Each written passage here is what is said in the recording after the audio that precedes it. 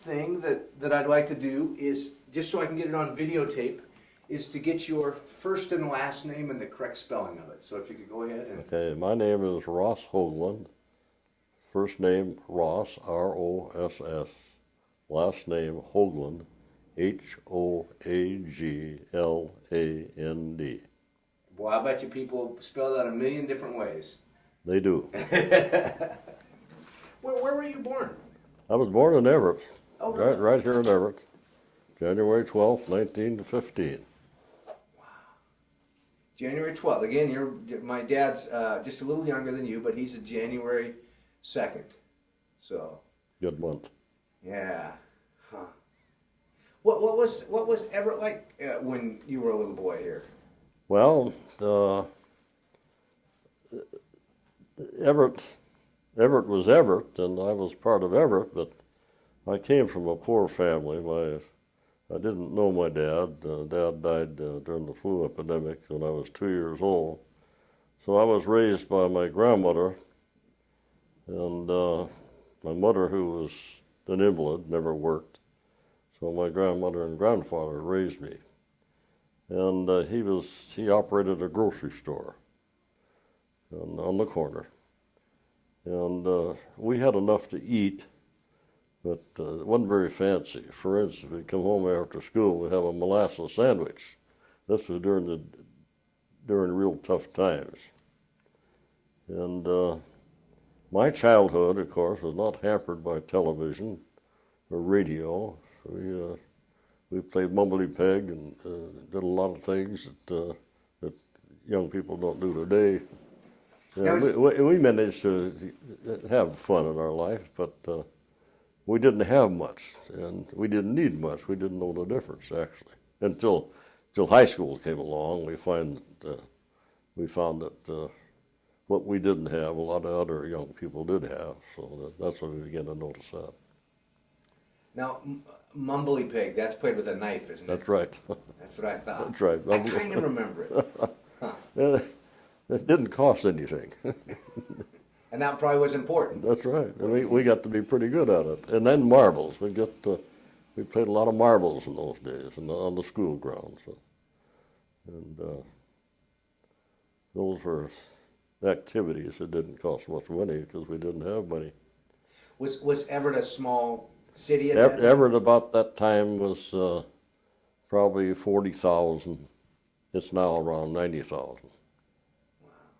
This, of course, before Boeing, and it was a mill town. The waterfront was full of shingle mills, and the whole economy was based on the mills. That's where Everett had its name as a smokestack city in those days. The smokestacks of the shingle mills. Oh, the TP burners? Yeah. They have yeah. Huh. Wow. Was it a good place to grow up? Well, I enjoyed growing up in Everett. I've always loved Everett, or I wouldn't be here. I've been around. I've been in a lot of different places, and Everett is. I've been involved in Everett during my adult life and community things. And, I still love Everett. I don't want to particularly leave it. So I have nothing but good memories, even though there were bad times. It's always interesting that way. I mean, that is a part of life, some of the bad times. And, right. But again, quality people, fun adventures. Well, my family, my grandmother and my mother and my aunts all belonged to one church. It was the First Congregational Church at that time, and we had a lot of church activities that inexpensive. And I assume you probably grew up with the same kids. Yes, a lot of my childhood friends got to be lifelong friends. They're all gone, every one of them. I had about 7 or 8 of us were real close friends. They're all deceased now. I'm the only one left. Well, what are you doing right? Well, I don't know. I enjoy people. I'm a people-oriented person, and I don't know what I'm doing right. I'm still hanging on. I've been ready to go at any time the Lord wants me. So when did you get involved with the service? How did you get involved? All right. This is probably a story that you've heard before, but in 1930, I was 15 years old. We had a National Guard outfit in Everett, and the football coach was a captain in L Company, and the baseball coach was a captain in M Company, and they were looking for recruits. Well, we lied about our age, which is a normal thing. I was 15, some were 16, and we signed up for a 3-year hitch. And the attraction was, right in the midst of the Depression, we got $1 a drill once a week. But the main thing is we got that pair of boots that we weren't supposed to take them out of the Army, but we drop them out the window. And I'm sure the officer knew what was going on, but it was those pair of boots and that $1 a week, that $1 was a lot of money in those times. It was 10 cents to get into a movie. You know. We'd go to movies. I probably should, well, so it doesn't make any difference. But we get 4 or 5 or 6 of us would raise a dime, and one would buy a ticket. Then we'd open up the side doors, and the rest of us get in there. Well, that kept them hustling, but they finally fixed it up so we couldn't get in anymore. The last time we got caught, we went into the ladies' bathroom, and they closed that one up, so that ended that. But that was the way we went to movies. We'd go up fire escapes, and they'd open up the fire escapes, and we'd raise, all we had to do was raise 10 cents to get one ticket. Then 7 or 8 of us would go to the show. Do you know what a movie costs today? I have a feeling about $6, $7 or more. I don't know. $8.50. $8.50. $8.50. Yeah, well, we saw them for 10 cents, or nothing. Yeah. Huh. That's what I'm saying, because it was all innocent stuff of the kids being kids, and like you said, tough times. Yeah. You may do. Well, I look back at it as I knew there were tough times. I knew we were poor. In 1933, I think it was, when President Roosevelt, he formed the Civilian Conservation Corps, the CCC, and I spent 15 months in that, over in the Sequim, over in the Olympic Peninsula, and that was quite an education.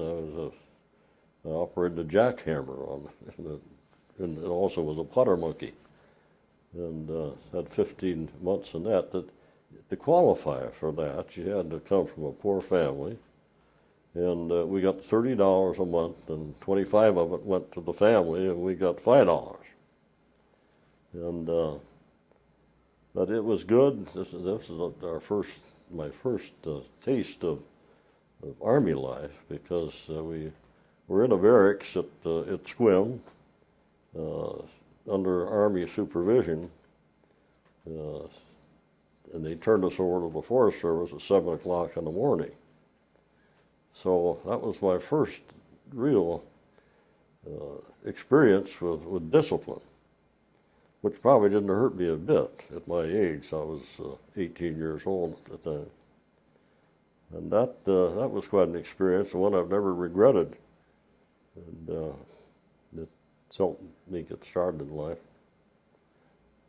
They worked you hard, and They worked you very hard, and but it was healthy. Food was good. We didn't have any money, and we didn't need an awful lot of money. The money went home, you see. But I was a good basketball player, so the captain wanted to form a basketball team to play against different high schools in Hoagland, Aberdeen, Forks, and Port Angeles. So he had me organize it, and by doing so, then I got a promotion to $36 a month, and I was a dispatcher for the company, a cushy job.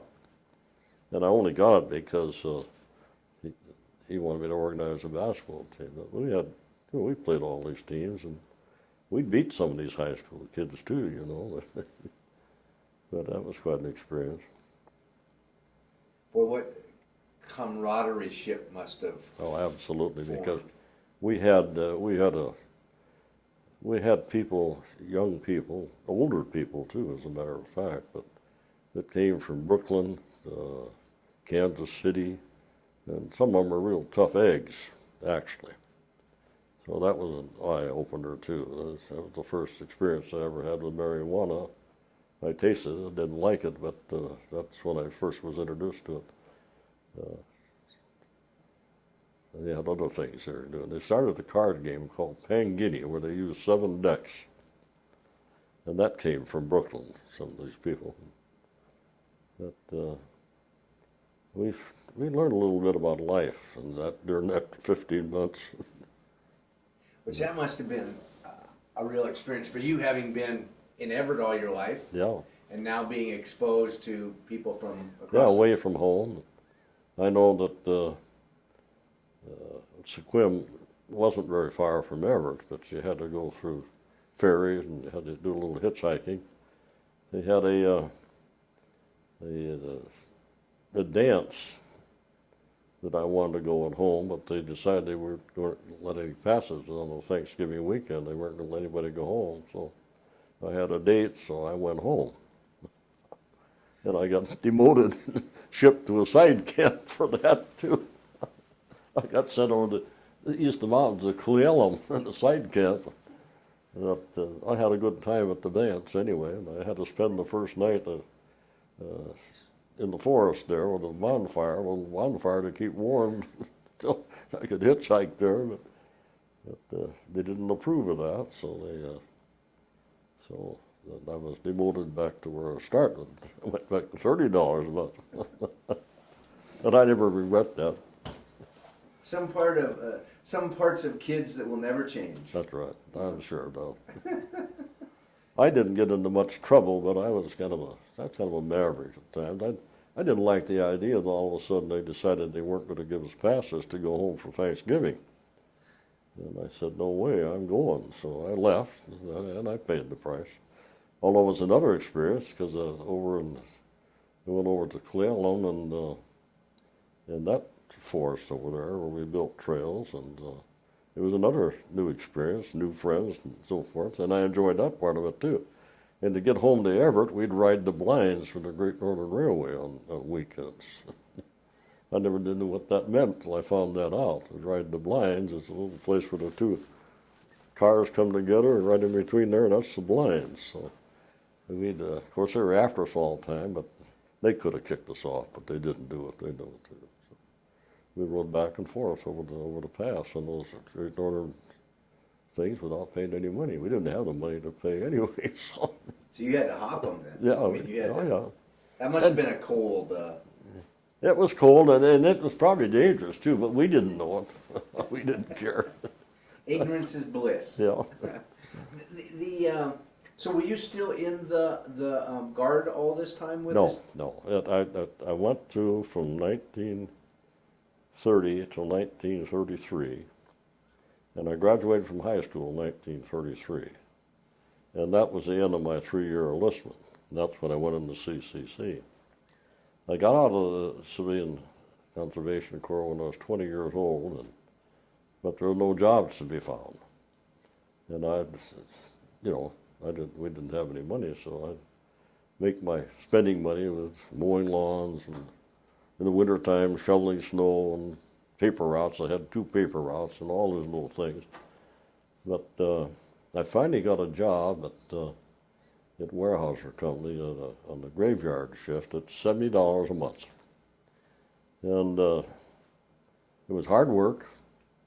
I was 20 years old, and I was happy to be making some money. It lasted for 4 months, and finally my supervisor came to me and said, we're going to have to let you go. And I said, why? Is my work all right? Your work's fine, he said, but the policy is that a single young fellow can't hold down a job that a man with kids has, so they have the priority. Goodbye. So, and that hurt quite a bit, but I could understand it too. Now I can understand it. At that time I thought it was very unfair, but there's nothing I could do about it. So through the Trinity Episcopal Church, we had a Episcopalian father who had opened up his church to all the attracting young people, and he attracted them all. And attracted them from the mainline churches, the Catholic Church. They had dances there, and they had a youth fellowship that they'd meet on a Sunday night. There were probably 150 young people there. And he told me, he said, well, first what he used to do to me, at 2 o'clock in the morning, he'd call me up sometimes. He says, come on up to the parish hall. I've got somebody here that you'll find interesting. So I'd get out of bed and go up there, and he'd have a transient in there interviewing. And he wanted me to hear the interview. I threatened probably to run away at the time. That he was a very much of an influence in my life. And he arranged to, he said that the owner of Agnew Wholesale Hardware in Everett was a member of the church, and he had told Father Rogers that things were picking up, they're going to have to put on some more help. So Father Rogers arranged for me an interview there. And I passed the interview, and I went to work there. I was 20 years old, $50 a month. No fringe benefits of any kind, but $50 a month. And I was told that I'd be on probation for 6 months, and then I would get a raise. Well, 6 months went by, and I didn't get any raise. Finally, 11 months went by without a raise, so I went to the owner, who was the manager, and said, how come? Well, I was going to get around to it. But he never got around to it, but I finally got a $10 raise to $60. But I worked there for 5 years, and any raise I got, I had to go to him and say, I got to have it. He wasn't about to give it to me. So I was 25 years old, and war broke out in Europe, and the President of the United States was quite active in the Lend-Lease with England, and we knew very well that eventually we were going to get into it. We weren't sure about anything, but all the trend was that this was going to be a world war. That I'm sure that President Roosevelt knew that too, and he was doing everything he could. But I used to listen to his fireside chats, and he would say, our boys will never fight overseas. And he kept up that slogan, and I believed him. I figured he would never be sent overseas. But finally, we were activated. The National Guard was activated. All the National Guard of the United States was activated. And our battalion, being part of the 161st Infantry, the only infantry regiment in the state, was activated. We spent a week in the, at that time, I'd been in for quite a while, from 1937 until 1940. I had been a squad leader, a corporal, and a platoon leader. I was a buck sergeant, the highest rank you could get outside of the first sergeant in the company. So I'd had that experience, and when we were inducted supposedly for a year. And it turned out to be 5 years, but at that time it was supposed to be for a year. And we recruited a lot of young people from high school came in, just out of high school. Some hadn't even finished high school. There's where Bob Linden came in at that age. He was younger than I was. I was 25. And I knew that if we were get called up, I would have to go. So I had no problems with it at all. I was a member of the National Guard. They're being inducted for federal service, and that was it. Is this still prior to Pearl Harbor? Yes. So everything's coming together. Everything's coming together. So we went down to, we spent a week in the Armory, living in the Armory with cots and blankets. And we weren't supposed to go home because they had paperwork to get done. Then we went to Fort Lewis, and they weren't ready for us. Nobody was ready for mobilization. We slept in pyramidal tents down there in the winter on wooden platforms, and they had what they call little sibling stoves, and they weren't good at all. You couldn't get any heat. So with my connections in the hardware business, I went to the Hunt and Mote Hardware in Tacoma and arranged to buy these airtight heaters for $2 a piece. And I got them for every tent in the regiment. And then the problem was getting fuel. And the Weyerhaeuser Timber Company shipped a carload of pressure logs down to us, and later replaced it with another car of pressure logs. But that first winter, and we were there in September 1940, and all during the winter we trained, but it was miserable, and half the regiment was in the hospital with flu. So we never had any more than 50% training at one time. And it was a rough winter with the, impermeable tents and without enough heat. But we managed to get through, we managed to train, and in February of the following year, the draft came in. So all our units were filled up with draftees. They came from all over the country. Some were 35 and 40 years old. They finally got rid of them after things got going, but at that time, 35 and 40-year-old men were being drafted and being trained by 19, 20, and 21-year-old non-coms.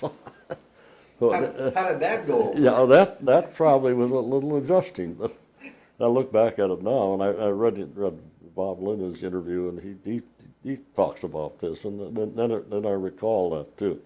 We had a 40-year-old draftee.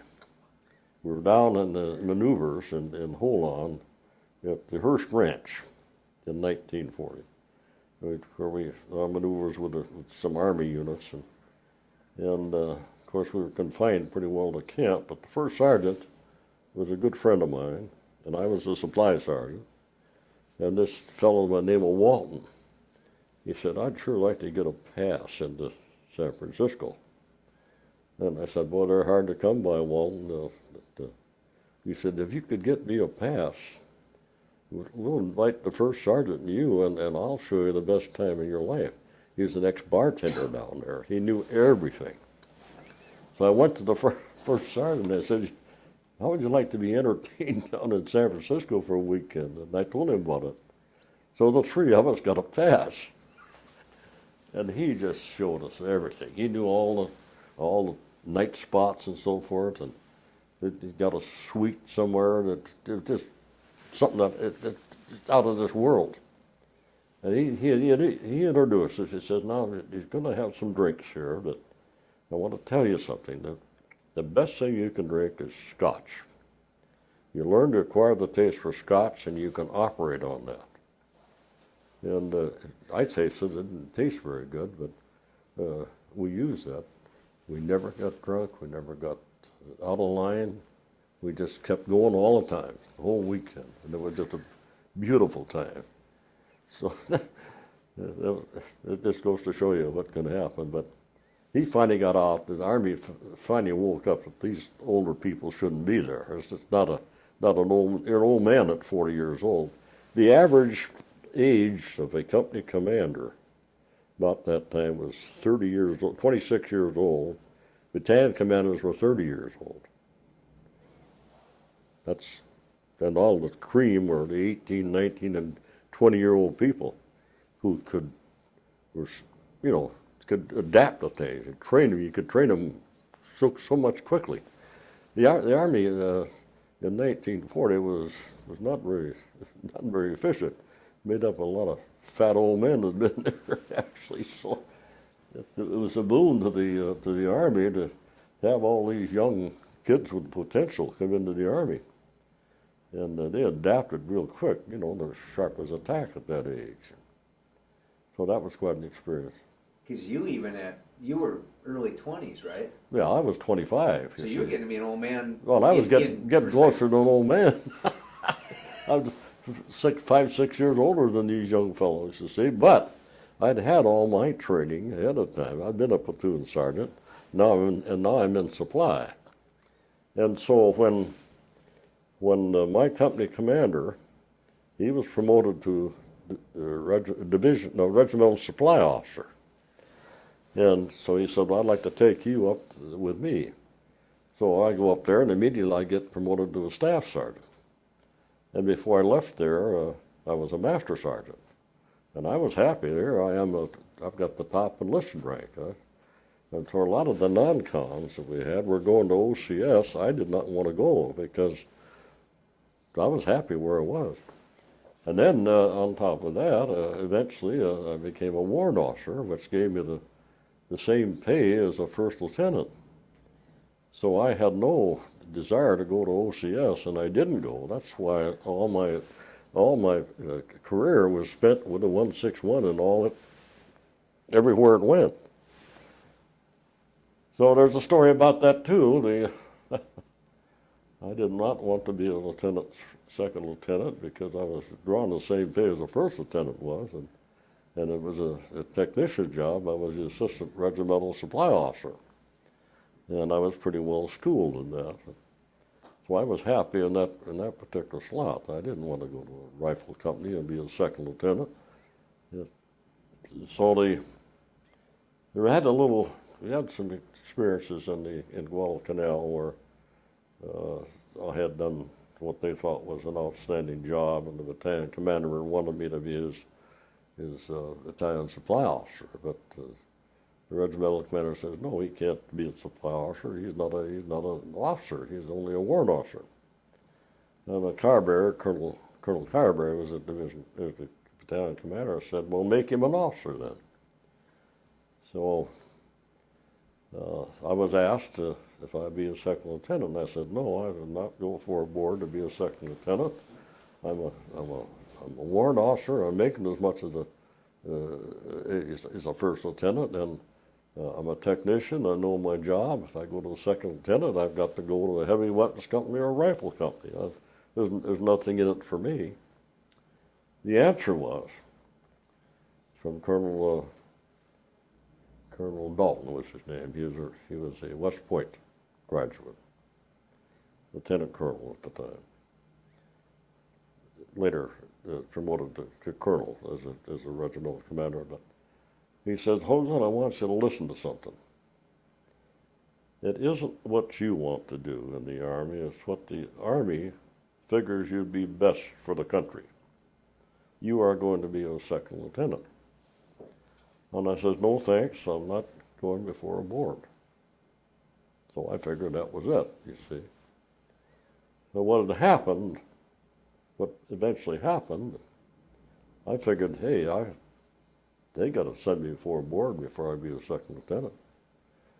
But he called me up to his tent one day, stood me at attention, he says, Hoagland, I want you to listen to something. Just keep quiet. He said, I have the authority as a commander in the field to appoint people to the field commission as a second lieutenant. He says, you are now a second lieutenant, dismissed. And that's exactly what it was.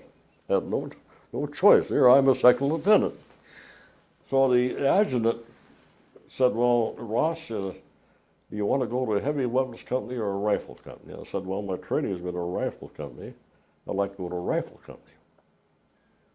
So nothing happened for a couple of months, and finally I had to go to the hospital. I had some minor surgery, and I came back from the hospital, and all my gear was gone.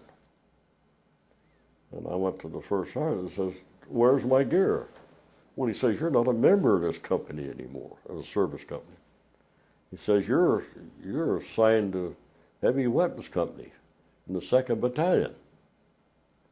I said, oh? So I go over there, and I find out that I'm assigned as a section leader in the 81 Mortar Platoon.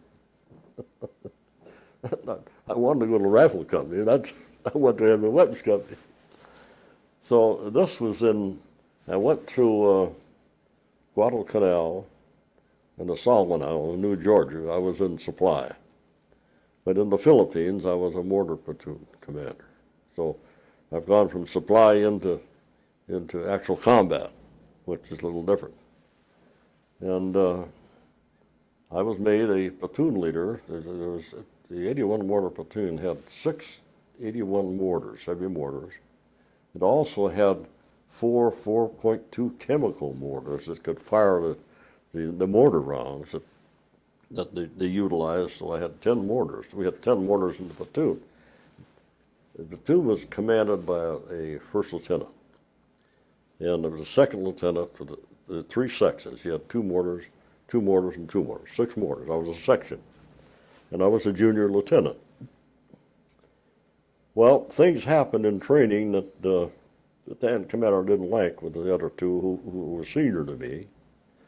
And when the platoon commander, the vacancy opened up as the adjutant for promotion to captain, he accepted that, and he recommended me to be the platoon commander over these other ones. And so I got it. And of course, this made a little bad situation, but I couldn't do anything about it. I didn't volunteer. I just did what I was told. So I became the platoon commander, and the other 2 lieutenants evidently didn't shape up to what the lieutenant commander wanted, so he transferred them out of there. He put them in the machine gun platoon. So I was the only officer then. But I had good non-coms. I'd gone to the non-coms when I was first assigned to the section leader, and I got the sergeant. They'd been in combat, and I hadn't. And I said, I want to tell you something, Sergeant.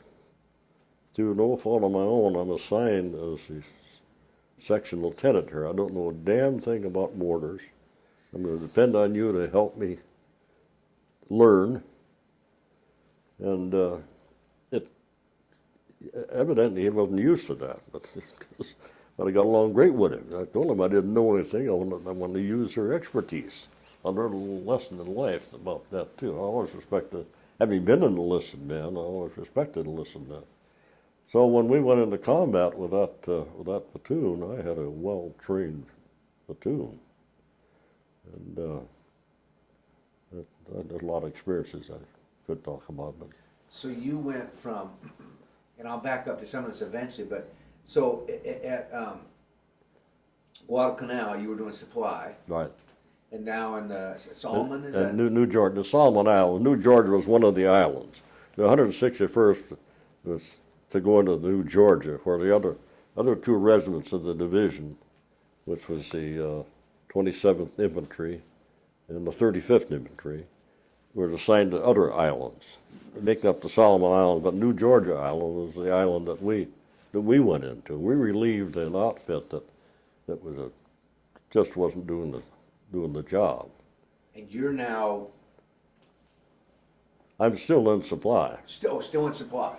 Now, I've got a little story there if you're interested in it. I don't know how interesting this is to anybody. This is fascinating. But I have to keep it in perspective of what I experienced, not what somebody else experienced. But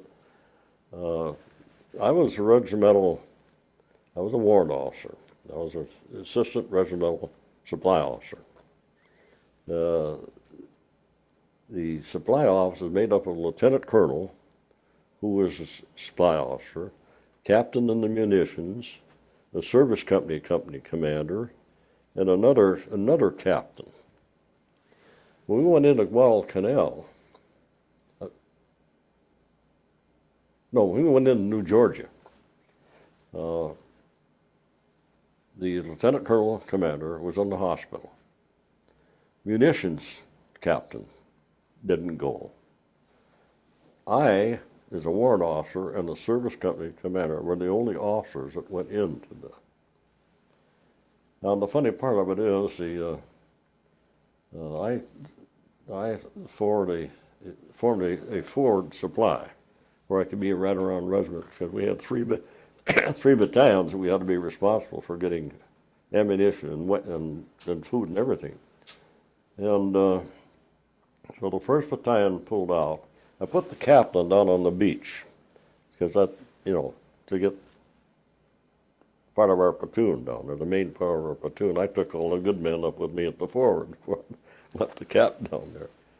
And anyway, they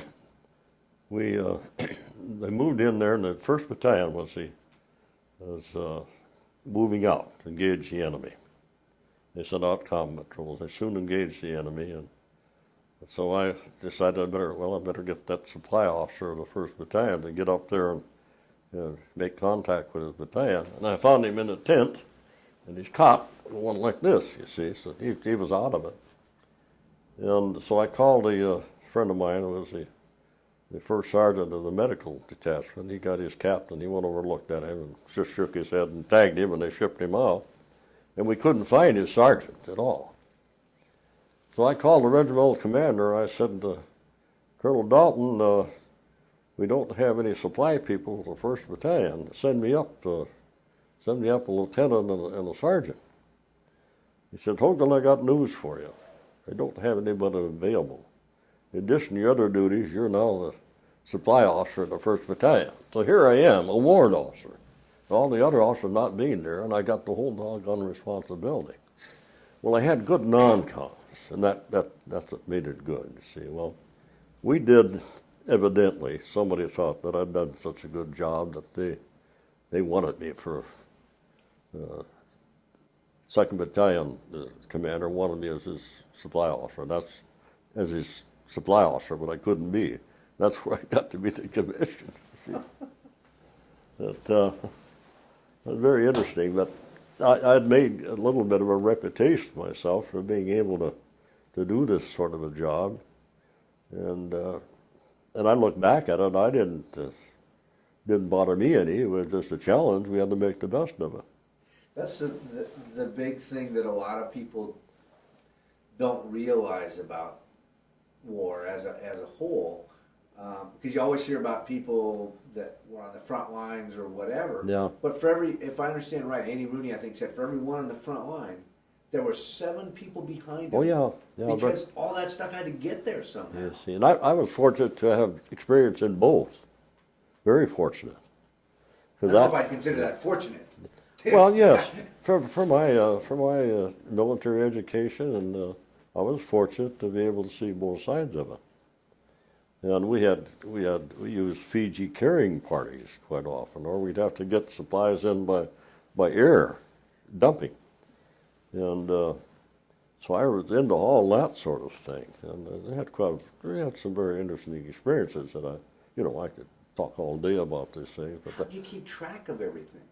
I Well, mean, you're in the middle of nowhere. Well, I don't know. That looks, quite frankly, it looked like confusion, but it wasn't confusion. We knew what we had to do. We knew we had to, our job in supply was to make sure the troops got everything they needed to fight the war, which meant clothing, water, ammunition, food, hot food if we could get it to them, So that was automatic. We knew that was our responsibility. And that we had to do it through some pretty difficult times, too, that you couldn't get it up there. I had one experience that I was a master sergeant at that time, and in Guadalcanal.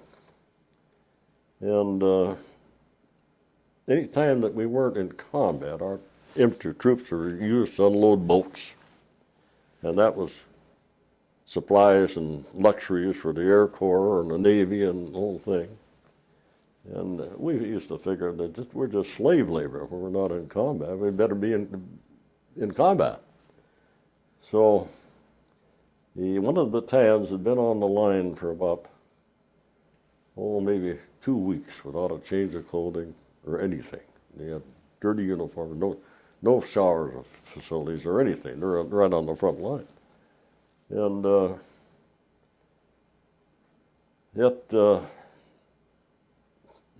kind of funny, actually, but one of my sergeants in charge of unloading a boat saw some crates that said green uniforms for Fiji carrying parties.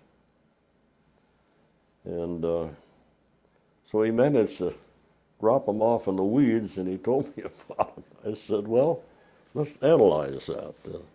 What's more important, put some clean uniforms on the fighting troops or put them on a carrying party of Fijians? So it happened to get into our supply dump, and We took them up to the 1st Battalion. We outfitted the whole battalion with clean uniforms. Well, you know what that started. The whole island command went up in the air. And they tracked it down to me, being the responsible person. So Colonel Orndorff called me in, and he wanted me to confess to doing it. Well, I was pretty experienced in not confessing to things. And I said, I have nothing to do with it, or anything about it. It doesn't make any difference. They've got clean uniforms, and they're probably have got more morale, and they'll fight a better war, or something like that. So he said, Hoagland, you're a liar. And he stripped off my master sergeantcy. Well, Colonel Kasarski came to me that night, and he said, don't worry about it. Don't worry about it. This colonel is too old, and he's being shipped out because he's not good enough physical health. He's going to be out of here in 2 days. He said, just hold tough. No orders were cut that I didn't have my stripes. And sure enough, he was transferred back to the States, and they got this West Point colonel in there. So I got my master sergeant stripes back. But in the meantime, they got that. Then the other incident, this is the funny part of a war that can happen. They're unloading another boat, and the medical platoons and medical detachments had alcohol, pure grain alcohol. It came in 55-gallon drums. Well, my sergeant accidentally dropped one of those, and it didn't get to its destination. He pushed it into the weeds, and he came to me, and he said, my God, I said, you really got something. He said, I can't take it to the battalion now because it's too late. I said, well, let me think about that for a while. I said, okay. It's just that tech sergeant and 2 men and myself that knew about it. And I said, you know, if we take that, they're going to suspect it's us anyway. We've already had this incident with the green uniforms. But I said, I'll let you know tomorrow. So I said the next day, I said, well, it's too late now. We better go down there tonight and take a 2.5-ton truck and bring it up to our regimental supply dump and hide it in between the rations there. And just stay away from it. So I said, we're going to just leave it alone for 10 days. Sure enough, they are after us, but what are you talking about? We don't know a thing about it. We had that 55-gallon drum of pure grain alcohol. Actually, the medics were drinking it, rubbing it, so we just figured, well, we'll have it. So we had that drum in our cache there all during Guadalcanal, and I made some rules, just enlisted men now. I was the only officer. No officers involved, just enlisted men and my non-coms. I said, we'll meet here every night at dusk, and we'll have a little bit of that alcohol in our canteen cup. We'll mix it with grapefruit juice. 1 drink is all you get. No singing, no loud noises, no nothing, and maybe we can get away with it. And we had good discipline. We had that 1 drink every night. The time we left Guadalcanal, it was down to a 5-gallon tank, a 5-gallon can. We put in that 5-gallon can and labeled it gasoline and took it with us. I never should tell that story, actually. But those were some of the funny things that happened. It had nothing to do with combat, but it was good for the morale. Yeah. So that's where the movies haven't. I mean, I'm sure they've exaggerated, but in moving these goods, there was somewhat of a barter system and things like that to get what you needed where. And well, one of the things that as a supply officer of a battalion, and when they came off the line and established a camp, a bivouac area, we had to go out and find anything that we could do to make a little more comfort. And that meant maybe stealing something from the Air Corps, maybe stealing something from the Navy, or borrowing it or something. And we got to be pretty efficient at that sort of thing. And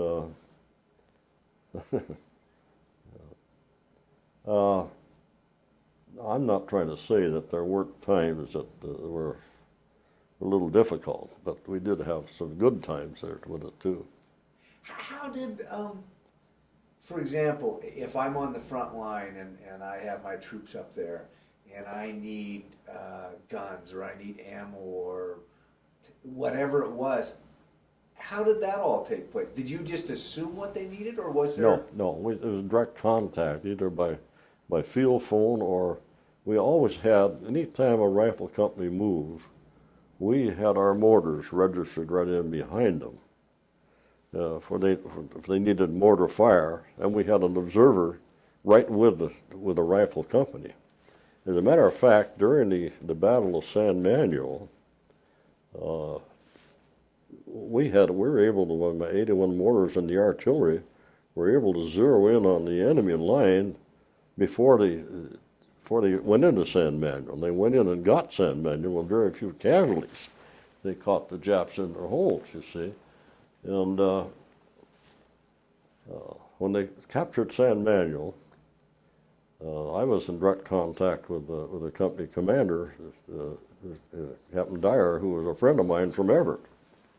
And I had my lines in there, where the regiment didn't even have their lines. He couldn't talk to the regimental commander except through my splicing into my lines. See, I remember the colonel said, "How come you can get in there?" And I said, "Well, we're probably better trained than your people are." That didn't go very worth a darn. But anyway, the day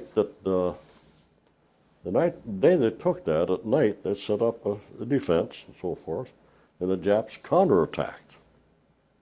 And I was right on the line, and we'd already zeroed in, and he wanted me to bring my mortar fire within 25 yards of where he was, which is not very safe, but he wanted it, so he got it.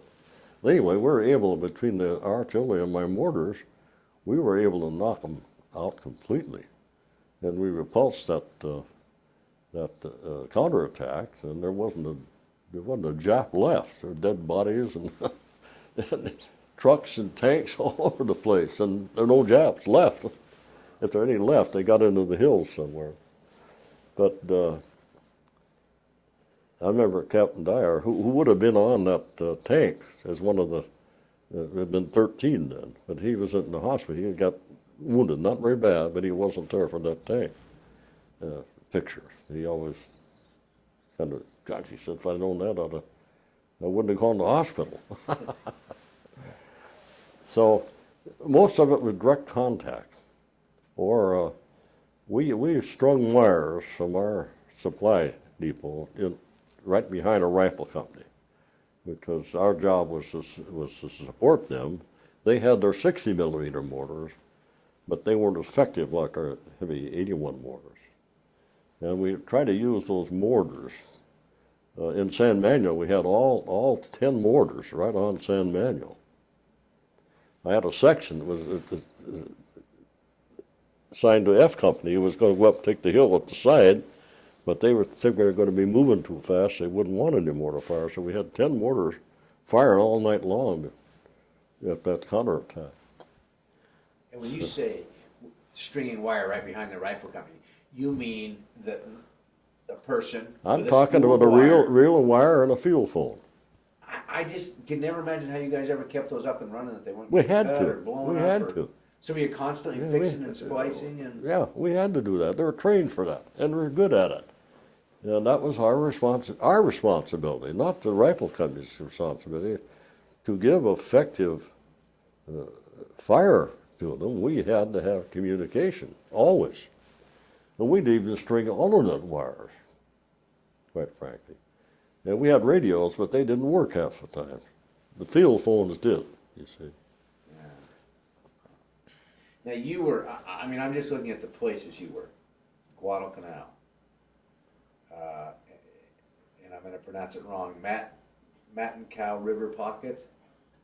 The what? Mattencow? I'm probably totally off on the pronunciation. The pocket, estimated to hold 500 enemy troops, was a dense jungle. Positioned between a steep hillside and a high cliff. I probably could explain that a little bit better. Guadalcanal, for some reason is known as a marine operation, which is not true. There was Army there too. And we were the 25th Division, which we were part of. There's 3 infantry regiments in the division. The 161st, we were of our regiment, and the 35th and the 27th, plus the artillery and the engineers and so forth. We were assigned to go into Guadalcanal because the Marines had not advanced in 3 months. We were assigned to go in there, relieve the Marines, and get those Japs off the island. We went 18 miles in one day, just killing Japs, boom, boom, boom, boom, and we got up to the north in Doma Cove in record time. And what Japs were left were evacuated or died up there, you see. So I don't have the names of a lot of those places. I know that Cape, well, I forget what it is. I've got it in my history sometime, but I can't recall what it is. When you ended up over, I'm going to back up just a little bit. Pearl Harbor, where were you? Well, all right, Pearl Harbor. We were part of the 41st Division, our regiment. That time there were 4 infantry regiments in the division. So they wanted to make triangular divisions, and so they dropped 1 infantry regiment. They dropped us. So we were an independent regiment. And we were assigned to go to the Philippines to bolster General MacArthur's troops in the Philippines. And on December 7th, we had an advance party down in the Presidio, San Francisco, loading the boats to go to the Philippines. And the main body was on a train going through Klamath Falls on December 7th in the morning. And the train stopped at Klamath Falls, Oregon, to take on fuel or whatever they stopped for, water or whatever it is. And they were selling extras. Japs bombed Pearl Harbor. So that's it.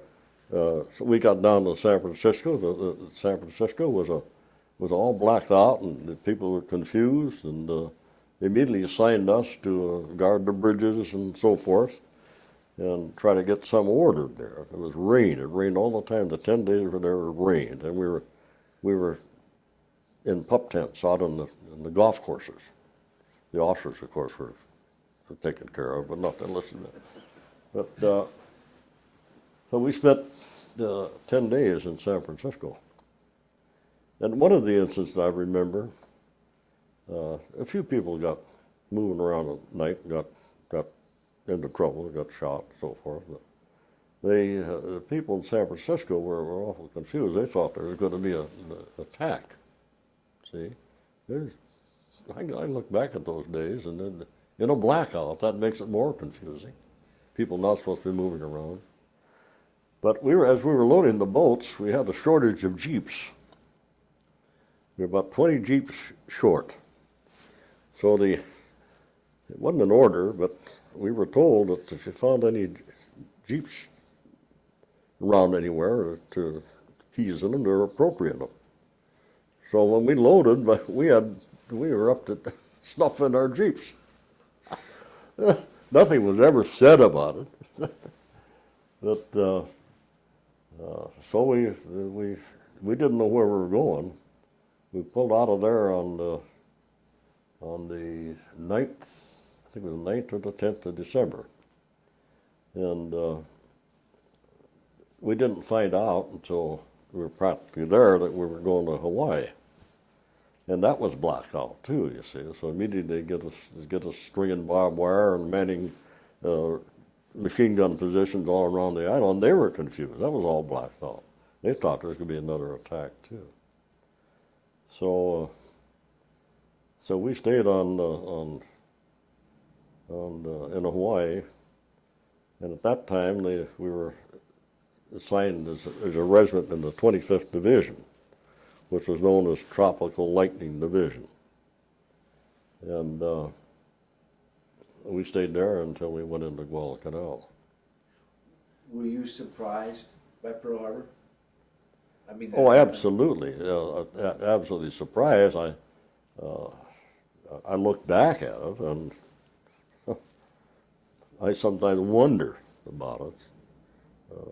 I don't like to be quoted on this, so I probably shouldn't say it, but I sometimes think that we provoked Japan into doing what they did. I can't prove that, but looking at some of the narratives and things that have come out of that, I feel that they had all the warning they needed, and that they just wanted an attack. You talk like that, you could be branded as unpatriotic, which I'm not. I don't know, and I don't think so at all. Because we've talked to a number of veterans that have felt the same way. Yeah. Again, I mean, they bleed red, white, and blue, but in saying and looking at the politics of it, the president couldn't. I mean, it's kind of like what Bush is facing right now. Yeah. I mean, if we go in and attack Saddam, we're going to be the bad guys. But you know what? If there were somebody to come attack us, it would change the way. Well, yeah, and then you talk about what's going on right now with Saddam Hussein. Being a military man, war is hell. You go to war, you go to kill the enemy. That's what war is all about. You just don't fight political war. You're trying to take somebody out of power. I think it's completely wrong for the United States to do what they're trying to do now, what the president's trying to do. I think he's backed off, quite frankly. I think the American people have told him that you just don't go in and fight a war and risk American lives to remove a regime. And I still feel that way about it. And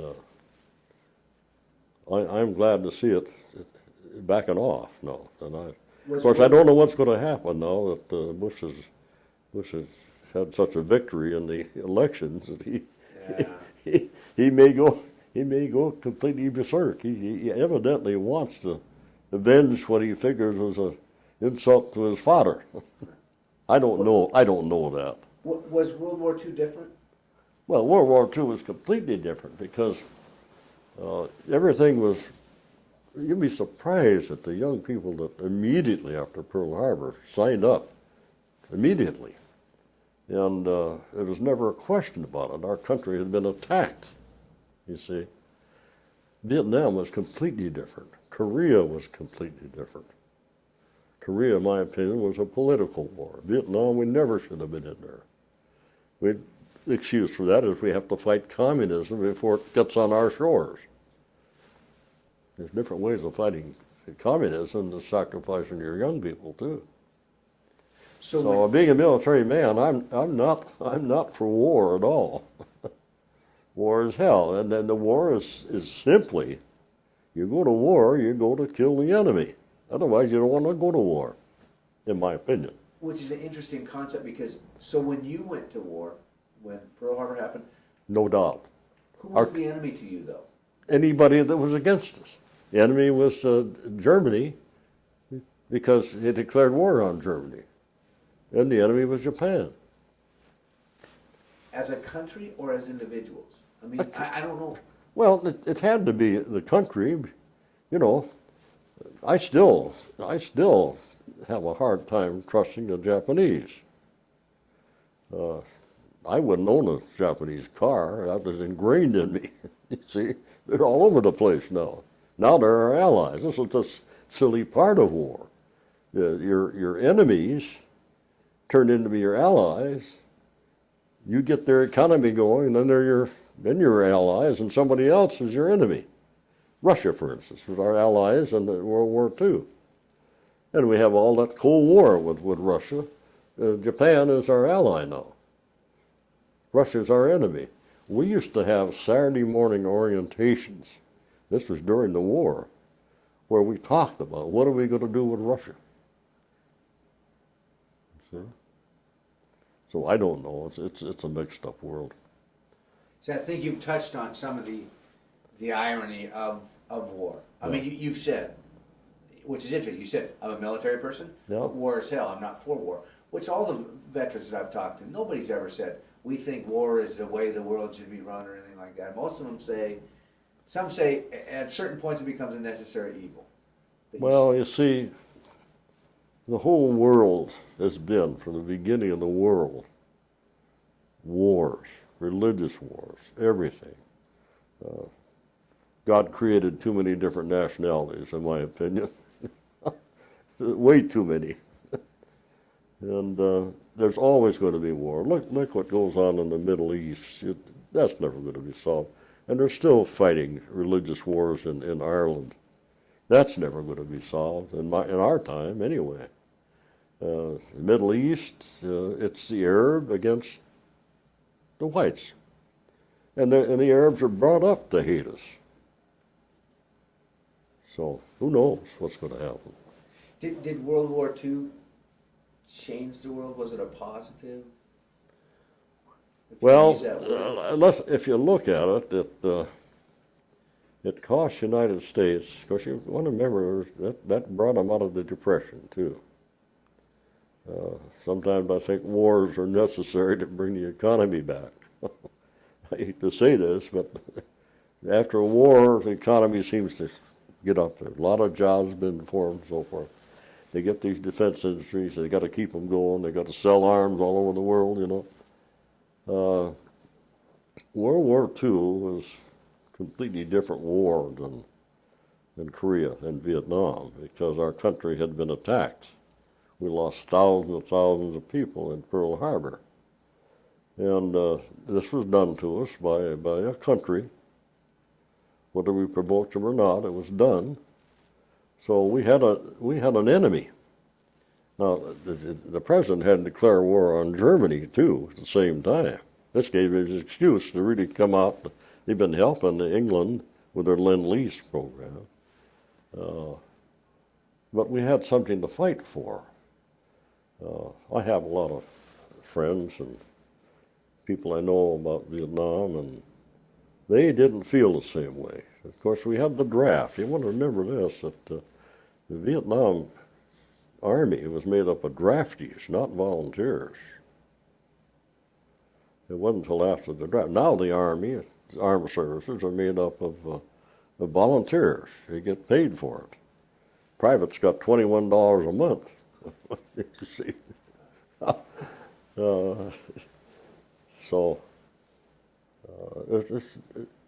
I can't see people getting excited about sending their sons and daughters to Iraq just on the threat that he's got weapons that could destroy us. China's got them. India's got them. France has got them. Everybody's got them. Israel's even got them. Why don't we go knock all theirs out? I'm not saying that Saddam should have them, but if you let the Israel take care of it, they knocked one of their atomic things out a long time ago. All we have to do is say Israel, go knock them out. What was the worst part of the service for you, or war as a whole? Well, I think the worst part is losing so many close friends, from ever. It's hard to have your friends die. Well, I think